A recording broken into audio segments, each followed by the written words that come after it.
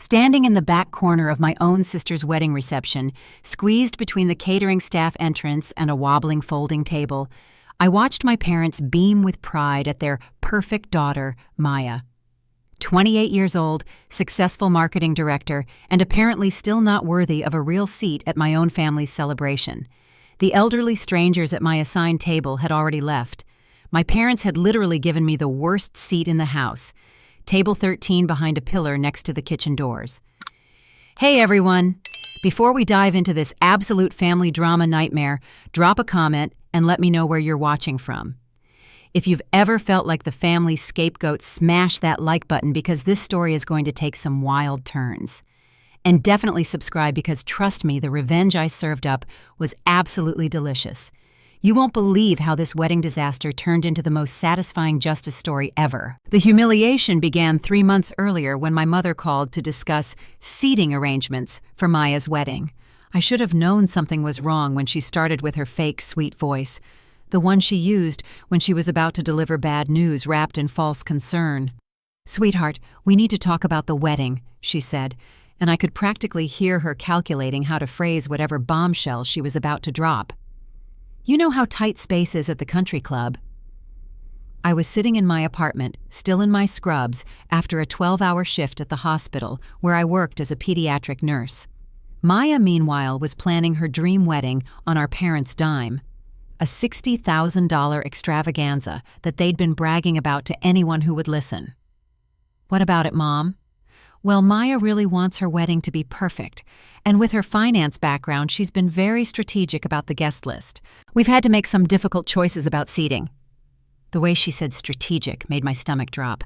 Maya worked at a prestigious investment firm and had always been the golden child. Perfect grades, perfect job, perfect fiancé. I'd learned long ago that in my family's hierarchy, saving children's lives apparently ranked lower than managing rich people's money. "Mom, just tell me what's going on." "Table 13 is going to be lovely, dear. You'll be with some of your father's colleagues from the golf club. Very distinguished people." Table 13. At my own sister's wedding, I was being relegated to table 13, the notorious throwaway table that every wedding has for random acquaintances and obligation invites. The table where you put people you have to invite but don't actually want there.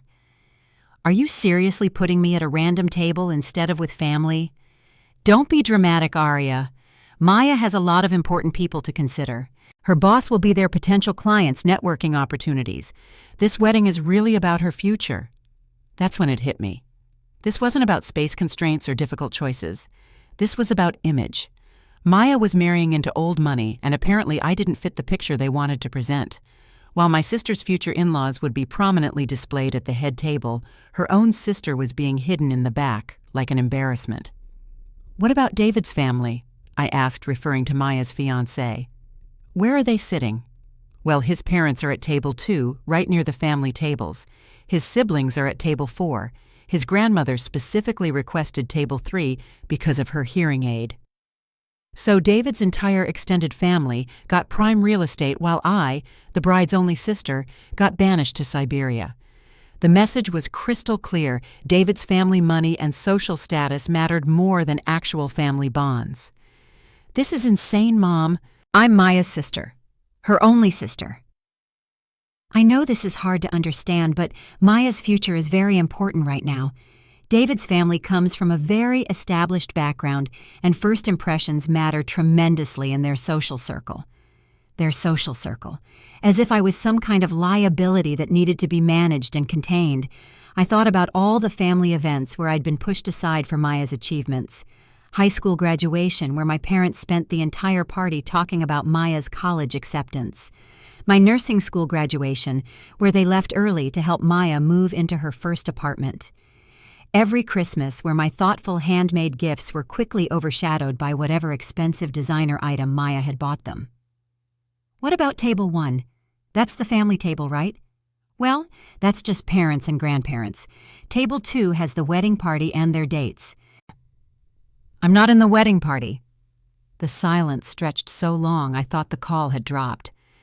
Maya felt that having you as a bridesmaid might be complicated. You know how you can be at formal events. She wanted everything to flow smoothly. How I can be... What the hell did that even mean? I was a perfectly normal person who happened to work in healthcare instead of finance. I didn't drink too much cause scenes or embarrass anyone. My only crime was not being successful enough to impress David's trust fund family. Let me get this straight, I said slowly. I'm not in the wedding party. I'm sitting at the reject table in the back, and this is all because Maya is ashamed of having a nurse for a sister. That's not what I said. It's exactly what you said, just not in those words. After I hung up, I sat in my apartment trying to process what had just happened. This wasn't just about bad seating. This was about 28 years of being the family afterthought. The daughter who chose helping people over making money.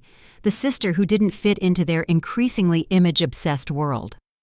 I called my best friend Jessica, who listened to the whole story with growing outrage.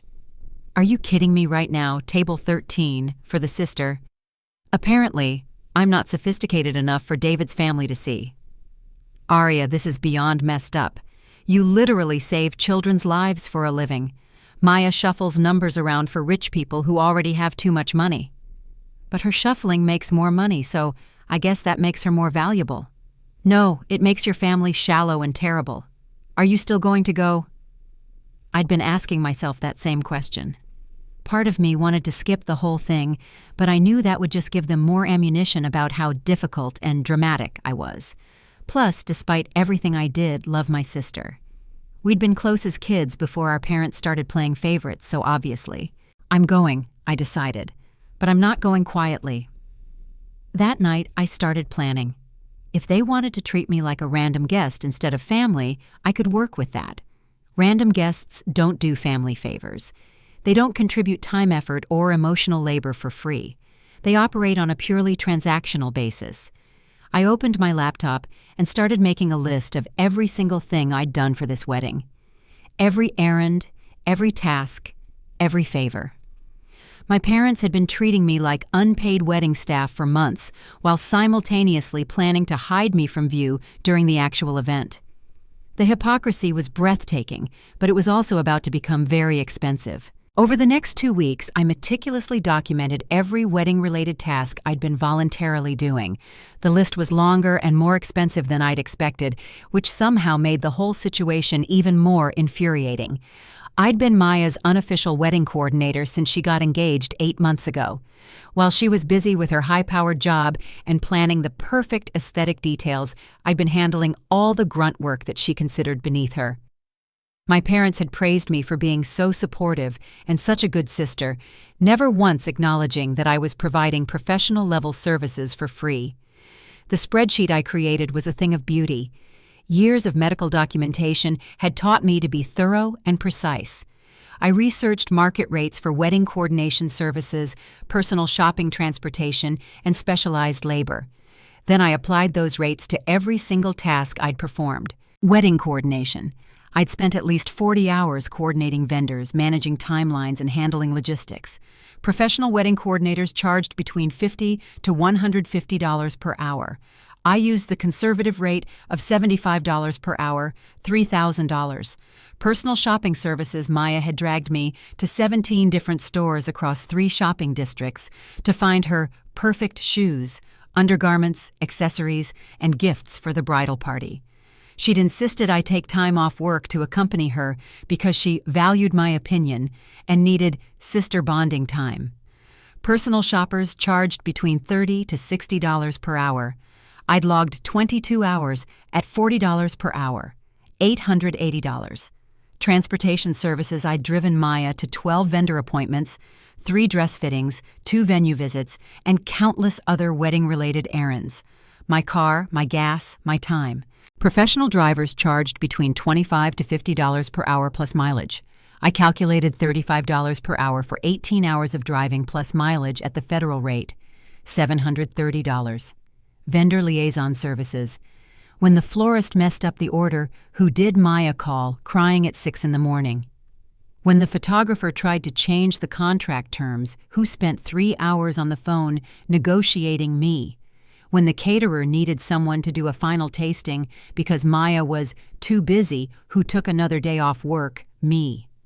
Professional vendor liaisons charged between $50 to $75 per hour. I'd documented 15 hours at $60 per hour, $900, emergency problem solving.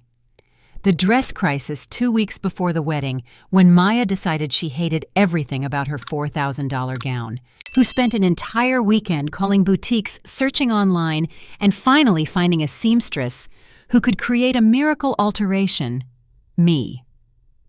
Crisis management consultants charged premium rates, 5 hours at $120 per hour, $600. Gift procurement and wrapping. Maya had insisted on elaborate personalized gifts for her bridal party, David's family, and various VIPs. She'd provided a list of requirements, but left all the actual shopping, purchasing, and presentation to me. I'd spent 12 hours and $300 of my own money on supplies. 12 hours at $40 per hour, plus supply reimbursement, $780. Setup and decoration assistance. The day before the wedding, I'd spent 8 hours helping transform the venue, hanging lights, arranging centerpieces, setting up the guest book station, organizing the gift table. Professional event setup teams charged between $25 to $40 per hour. 8 hours at $35 per hour, $280. The total came to $7,170. $7,170 of professional services that I'd provided free of charge to a family that was planning to treat me like an unwanted charity case at the actual event. But I wasn't done. I researched the cost of the country club venue, cross-referenced it with typical wedding guest counts, and calculated the per-person cost of the reception. Based on the $60,000 budget Maya had been bragging about, and the 150 invited guests, each person represented a $400 investment. They were spending $400 on random golf partners and business acquaintances, but their own daughter's presence was apparently so embarrassing that she needed to be hidden behind a pillar. The irony was delicious and infuriating in equal measure. I spent the following week crafting the most professional invoice I'd ever created. I used official business invoice templates, included detailed line items, proper payment terms, and even a late fee schedule. I researched business license requirements and created a legitimate freelance consulting LLC. If they wanted to treat me like hired help, I would bill them like hired help. At the top of the invoice in professional business letterhead, I wrote, Aria Sterling Consulting Services, Professional Wedding Coordination and Family Event Management. The invoice number was strategically chosen, Maya 2024 Sisterly Love. Payment terms, net 15 days from date of invoice, late payment fee, 5% per month after due date, collection fee, 25% of outstanding balance if turned over to collections. I included a detailed breakdown of services provided, hours worked, market research supporting my rates, and a professional summary explaining that all services had been provided in good faith under the assumption of normal family reciprocity and respect. The cover letter was the masterpiece. Dear Mr. and Mrs. Sterling, please find attached an invoice for professional wedding coordination and personal services provided for the Sterling Hampton wedding celebration. These services were initially provided on a volunteer basis under the assumption that normal family courtesy and consideration would be extended in return. However, recent seating arrangements and wedding party decisions have clarified that our relationship should be viewed through a professional services lens rather than a familial one. As such, I am retroactively billing for all services provided at standard market rates. Payment is due within 15 days of receipt. Please remit payment to Aria Sterling Consulting Services at the address listed above. Thank you for the opportunity to provide these professional services and congratulations on your successful event coordination. Best regards, Aria Sterling, Professional Wedding Consultant. I printed the invoice on high-quality paper, placed it in a professional business envelope, and prepared for the most satisfying piece of mail I'd ever sent. But first, I needed to attend the wedding and let them showcase exactly how little they valued family loyalty. The invoice would land so much harder after they'd publicly demonstrated their priorities. I bought myself a stunning dress. Not bridesmaid's dress coordinated, but absolutely gorgeous and completely appropriate. If I was going to be treated like a random guest, I was going to look like the most impressive random guest they'd ever seen. The wedding was still 5 days away, but I was already winning. The morning of Maya's wedding dawned crisp and clear, perfect weather for what was about to become the most expensive lesson in family dynamics my parents had ever received. I woke up in my apartment, deliberately avoiding the family chaos at my parents' house, where Maya was getting ready with her carefully selected bridal party of college friends and work colleagues. None of them had called to see if I needed a ride to the venue. None of them had asked if I wanted to get ready together. I was officially persona non grata until it was time to smile for family photos. And even then, I suspected I'd be strategically positioned in the back row. I took my time getting ready, selecting a stunning emerald green dress that I'd purchased specifically for this moment. It was elegant, expensive-looking, and absolutely perfect for photographing beautifully against the country club's neutral palette. If they wanted to pretend I wasn't really family, I was going to look so good that people would wonder why this gorgeous, sophisticated woman was sitting in Siberia. My hair and makeup were flawless. I'd booked appointments at the same high-end salon Maya had used, paying for services that my parents would normally have covered for family members in the wedding party. But since I wasn't in the wedding party, I'd handled it myself, another addition to my mental invoice. I arrived at the country club exactly on time, not early enough to help with last-minute emergencies, but not late enough to be criticized. Professional punctuality for a professional service provider. The venue was absolutely gorgeous, and I felt a brief pang of pride knowing how much of the coordination success was due to my work. The flowers I'd helped select were perfect. The lighting I'd hung was creating exactly the romantic ambiance Maya had wanted. The gift table I'd organized looked elegant and welcoming. Then I found table 13. The photos I'd seen didn't do justice to how truly awful this seating assignment was. My table was literally tucked into a corner behind a massive decorative pillar, positioned so that the view of the head table was completely obstructed. The acoustics were terrible. I could barely hear the string quartet, and I knew I'd miss most of the speeches. The proximity to the kitchen doors meant constant traffic from catering staff, and the lighting was dim enough that anyone sitting here would essentially disappear in photos. This wasn't just bad seating. This was deliberate exile.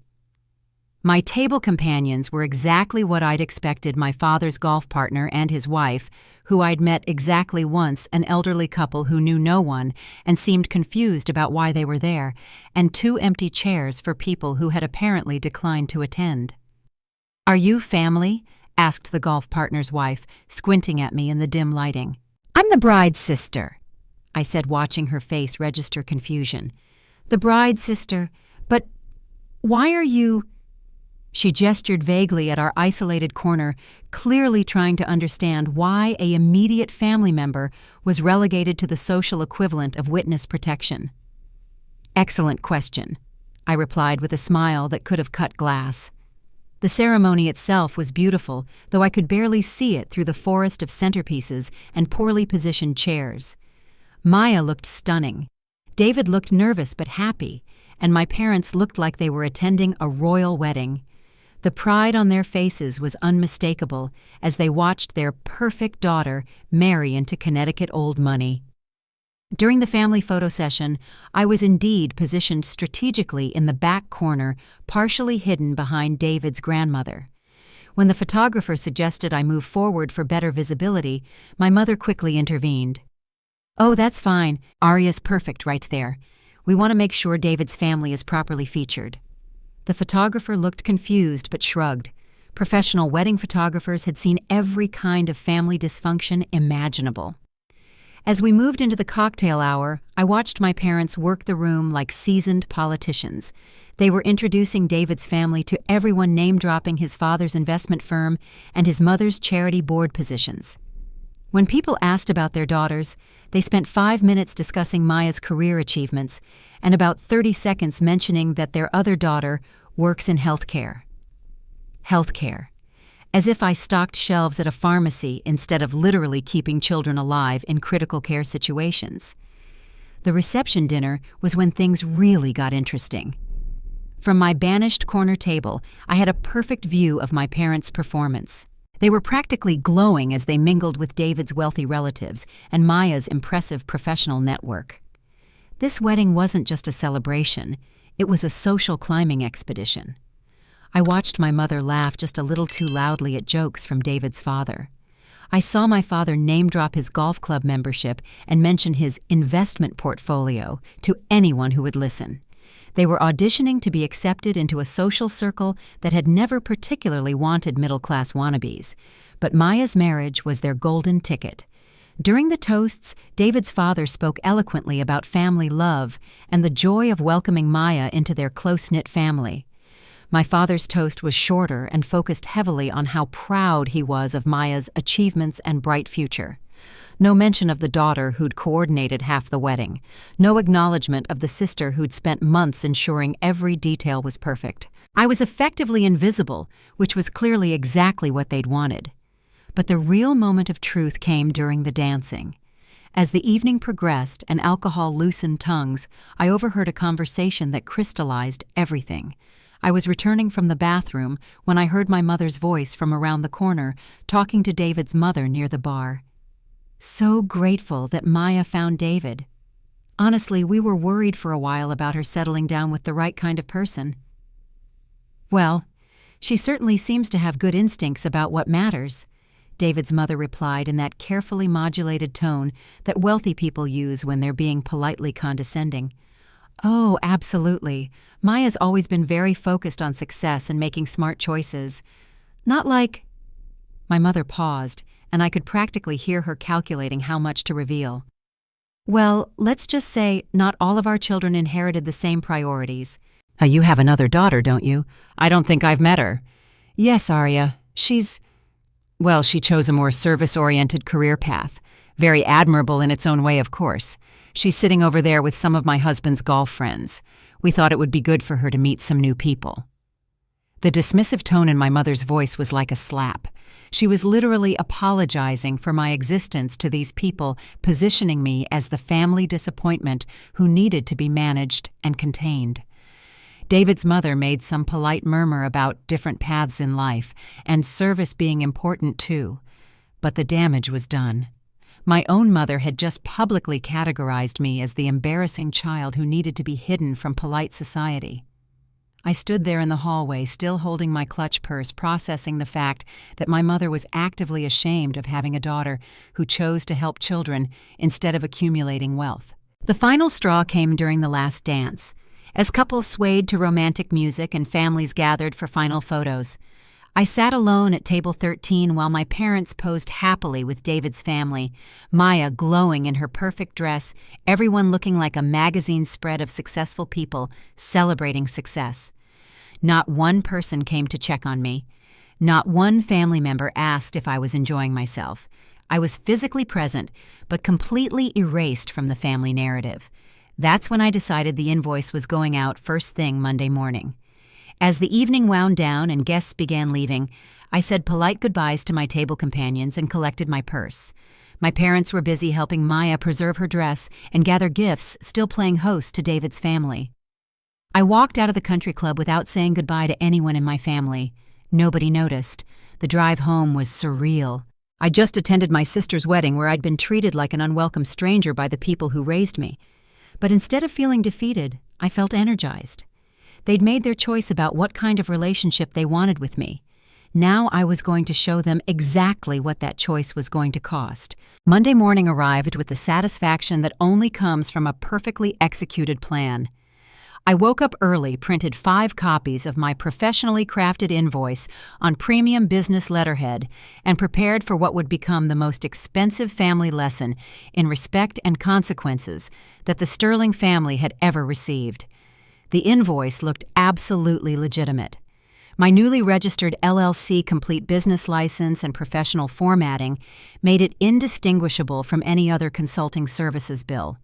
The itemized breakdown was comprehensive, the rates were market accurate, and the total of $7,170 was completely justified for the professional services I had provided. I hand-delivered the first copy to my parents' house, sliding it through their mail slot in a crisp business envelope. The second copy went directly to Maya's apartment. The third was mailed certified mail to ensure legal delivery confirmation. The fourth went to my personal files, and the fifth was photographed and uploaded to a secure cloud storage account. Then I waited. The first call came at 9:47 in the morning. My mother's voice was shrill with confusion and outrage. "Aria, what is this ridiculous invoice? Is this some kind of joke?" "Good morning, Mom. I assume you're calling about the professional services bill from Aria Sterling Consulting. All the information you need is clearly outlined in the documentation." Professional services. You're our daughter. You cannot bill us for helping with your sister's wedding. Actually, I can, and I did. If you review the invoice carefully, you'll notice that all services were provided at market rates. I researched comparable pricing from licensed wedding coordinators, personal shoppers, and event management professionals. My rates are actually quite competitive. This is insane. Family helps family. You cannot charge us for being a good sister. You're absolutely right that family helps family, I said, my voice calm and professional. Family also includes family in important events, respects family members, and doesn't hide family behind pillars at weddings. Since you chose to treat me as hired help rather than family, I'm simply billing you appropriately for services rendered. The silence stretched for nearly 30 seconds. You cannot be serious about this. I am completely serious. Payment terms are clearly outlined as net 15 days. I accept checks, bank transfers, or credit card payments through my business account. Aria, this is ridiculous. We are not paying you $7,000 for helping with Maya's wedding. That's certainly your choice, Mom. However, I should mention that late payment fees begin accruing after the 15-day grace period, and unpaid invoices are automatically forwarded to a collections agency after 60 days. All of this is clearly explained in the terms and conditions. I could practically hear her brain short-circuiting as she tried to process that her scapegoat daughter had just presented her with a legitimate business transaction for services that had been taken for granted. This is blackmail. This is capitalism, Mom. You know that economic system that you and Dad love so much when it benefits Maya's investment banking career? I'm simply applying standard business practices to the professional wedding coordination services I provided. The second call came from Maya 20 minutes later. Her voice was tight with panic and embarrassment. Aria, please tell me this invoice thing is just you being dramatic and you're going to drop it. Hello, Maya. Congratulations again on your beautiful wedding. I trust you're enjoying your honeymoon planning. Cut the crap. Are you seriously trying to charge Mom and Dad $7,000? I'm not trying to charge anyone.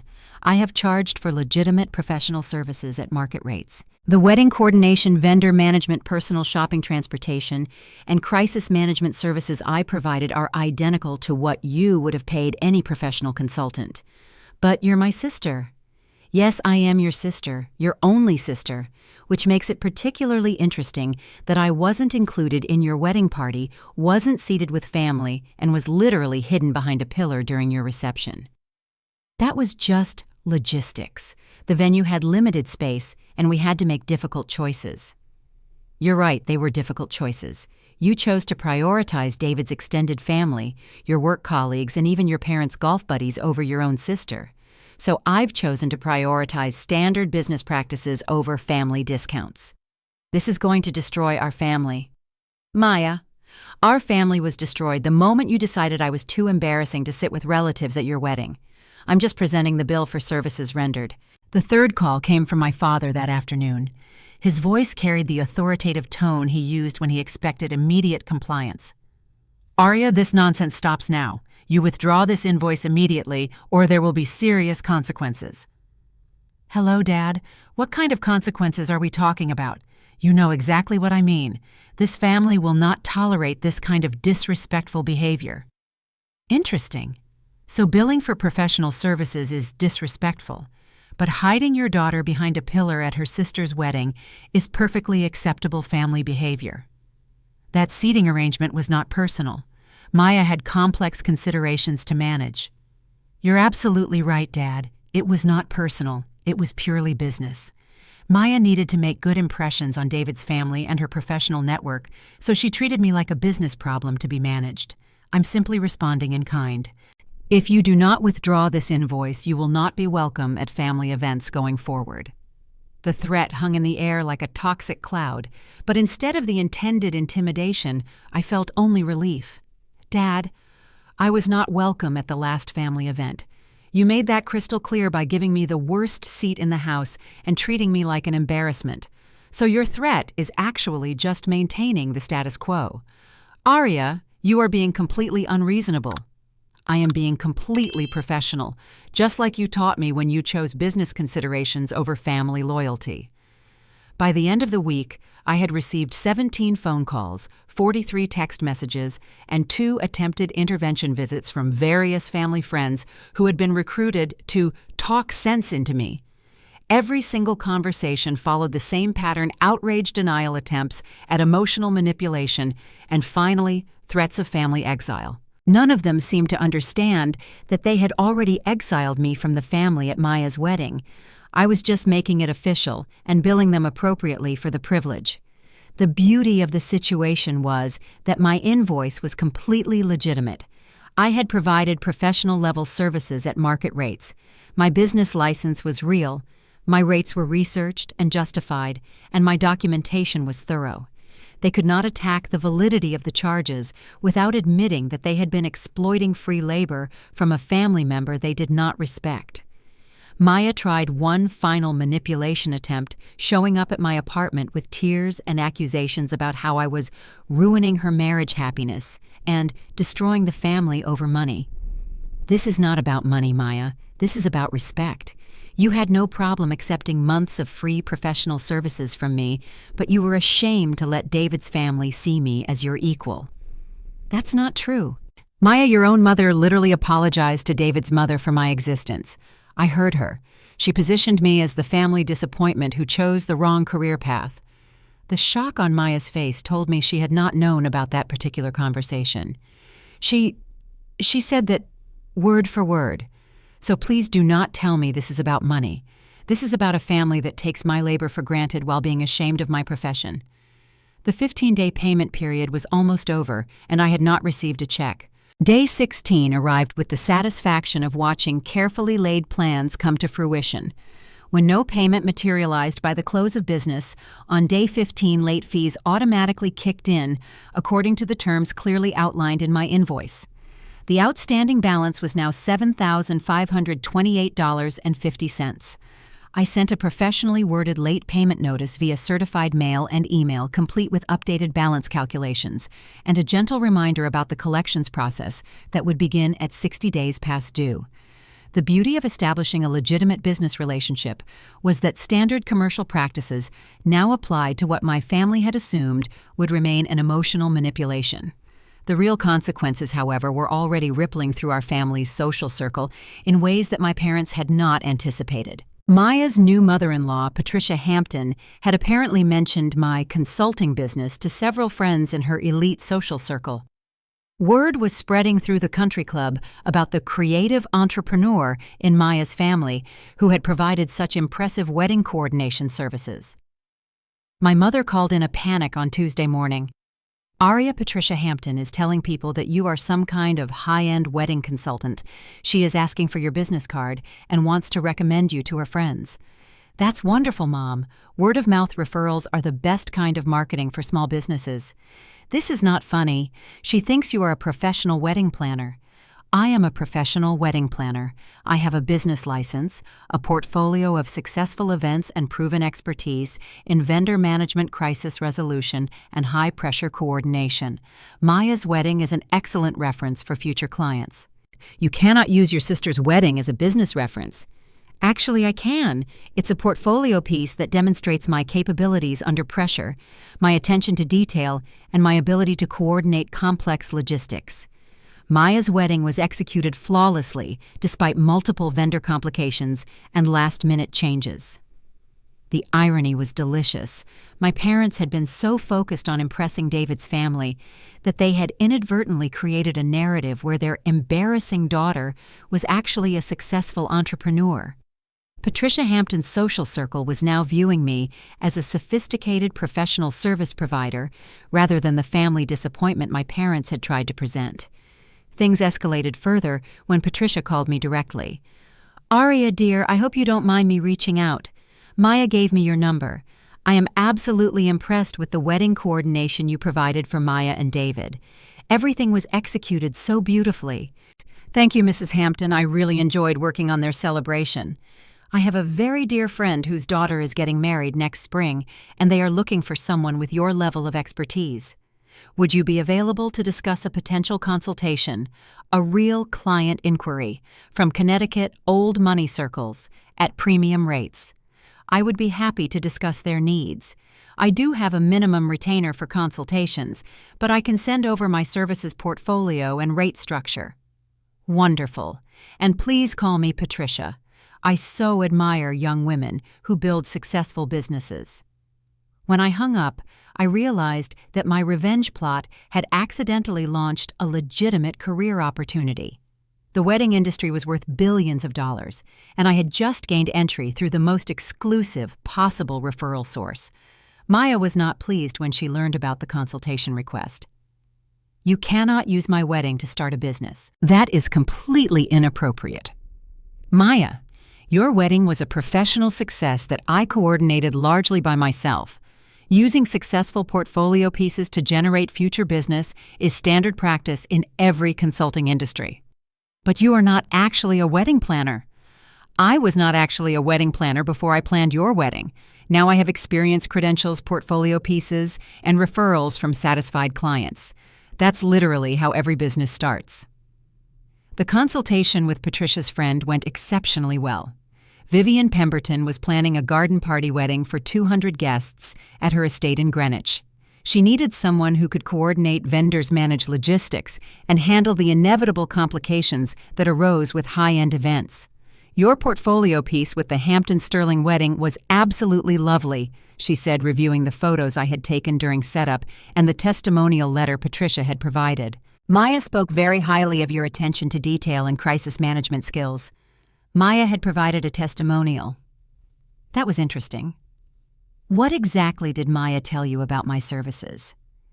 "She raved about how you handled every aspect of coordination, how nothing was too small for your attention, and how you managed to solve every problem that arose during planning.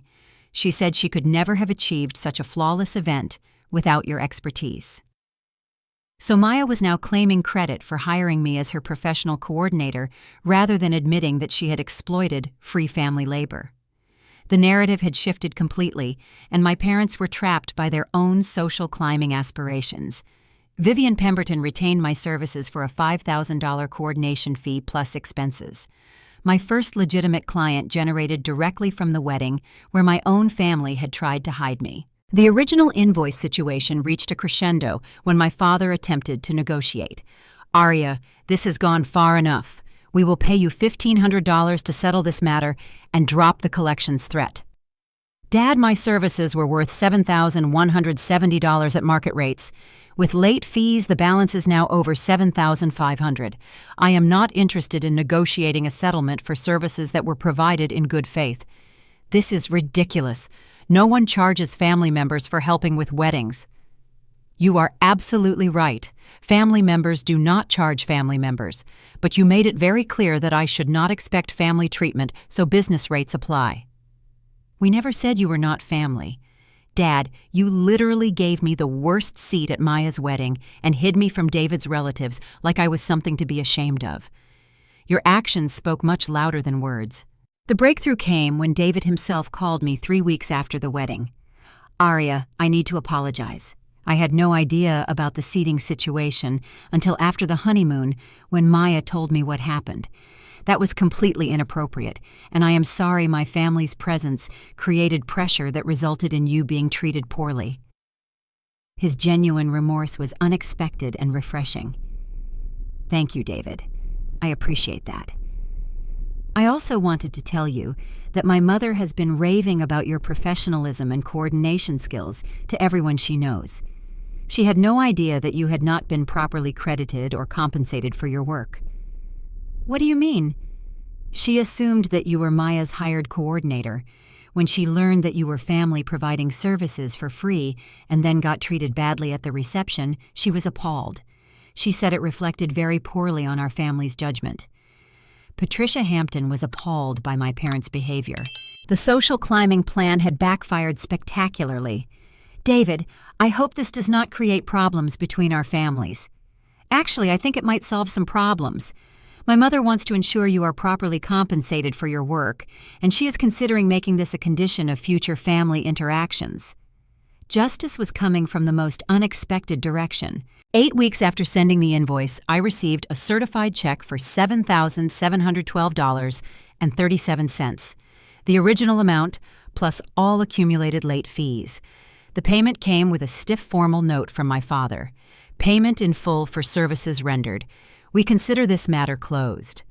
No apology, no acknowledgement of how they had treated me. Just payment and a clear message that they viewed this as a business transaction that they wanted to end as quickly as possible. But the real victory was not the money. Patricia Hampton had taken it upon herself to ensure that the entire story reached the right ears in her social circle. Within 2 months, I had consultations scheduled with 6 potential clients, all referrals from women who were appalled by how my own family had treated my professional skills and work ethic. Word travels fast in our circles about people who lack integrity, Patricia explained during one of our phone conversations. What your parents did reflects very poorly on their character. Exploiting free labor from a family member and then treating her shabbily at the event she helped create.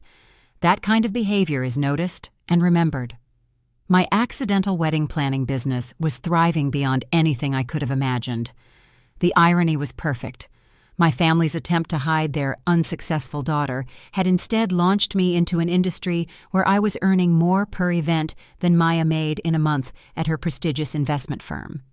The personal relationships took longer to resolve. Maya reached out first 3 months after the wedding.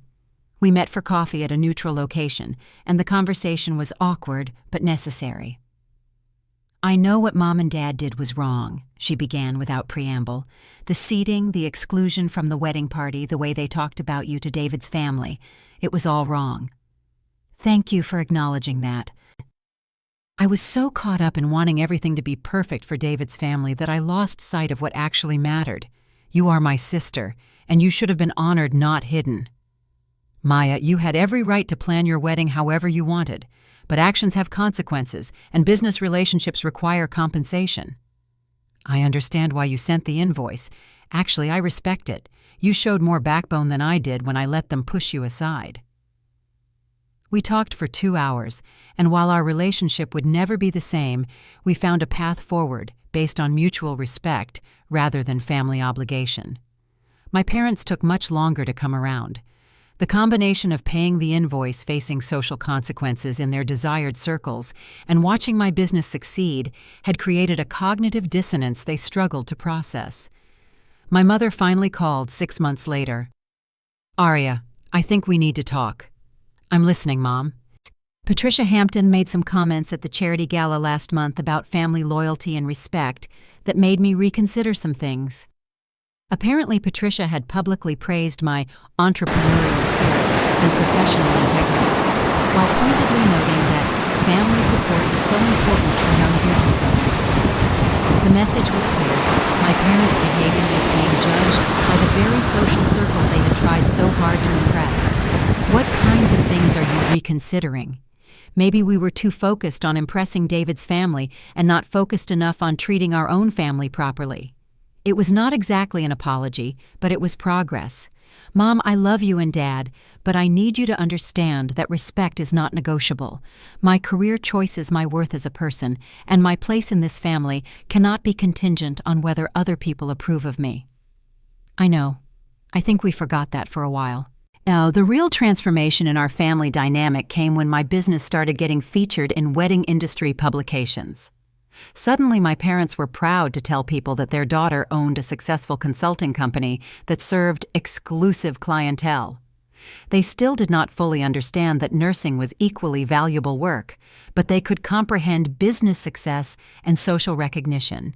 It was not the acceptance I had originally wanted, but it was a foundation we could build on. David turned out to be an unexpected ally. His mother's social influence had given my business credibility that would have taken years to establish independently, and he made sure I knew how much he appreciated the quality of work I had provided for their wedding. Arya, I want you to know that Maya and I consider you family, regardless of what happened with the wedding planning. Our children will know their aunt, and we hope you will be part of all our important celebrations going forward. As long as I get a proper seat, I said with a smile. You will get the best seat in the house, he promised. 1 year after the Invoice incident, my business had generated over $80,000 in revenue. I was booked solid through the following wedding season, had been featured in 3 industry magazines, and was considering hiring an assistant.